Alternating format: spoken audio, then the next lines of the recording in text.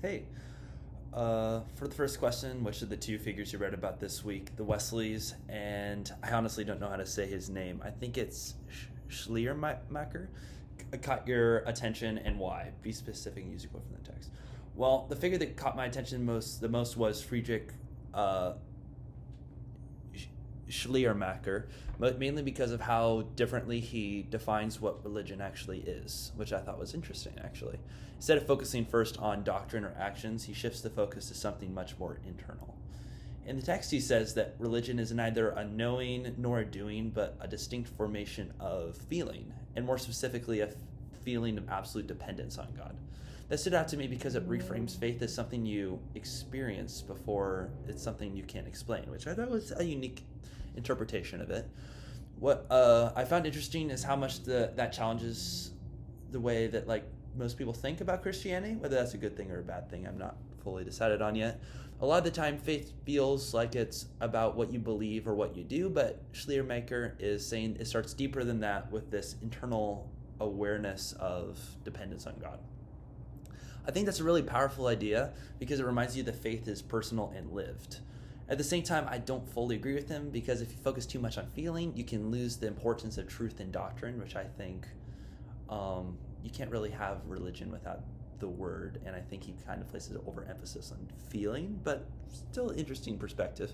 Overall, I think his perspective is value because it pushes back against a purely intellectual version of faith, but I don't say I necessarily put too much weight on it, but it's definitely an interesting idea to think about. And a meaningful and relevant connection I can make between him and what we learned in the lectures this week. Well, a connection that stood out to me between his emphasis on internal experience and what we learned about pneumatology, specifically the role of the Holy Spirit. Pneumatology is basically the study of the Holy Spirit and how he works in believers' lives. In the lectures, the Holy Spirit was described as actively working within people, transforming them and guiding them and creating a real relationship with God.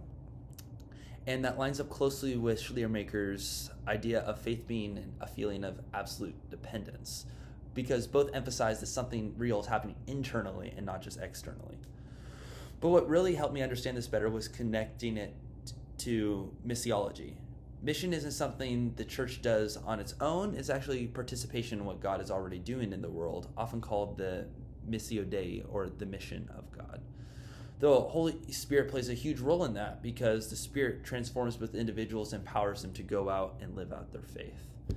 So when you put that together, Schleiermacher really helps highlight that internal side of faith, the experience of God through the Spirit, while missiology shows that his experience is supposed to lead outward into action and mission. And honestly, this is where I think the Wesleys balanced things out a little better because they didn't just focus on internal experience, they also emphasized living it out through evangelism and service. So overall, the connection helped me see that faith isn't just something you feel, and it's not just something you do, it's both. So I think he added a valuable perspective to that.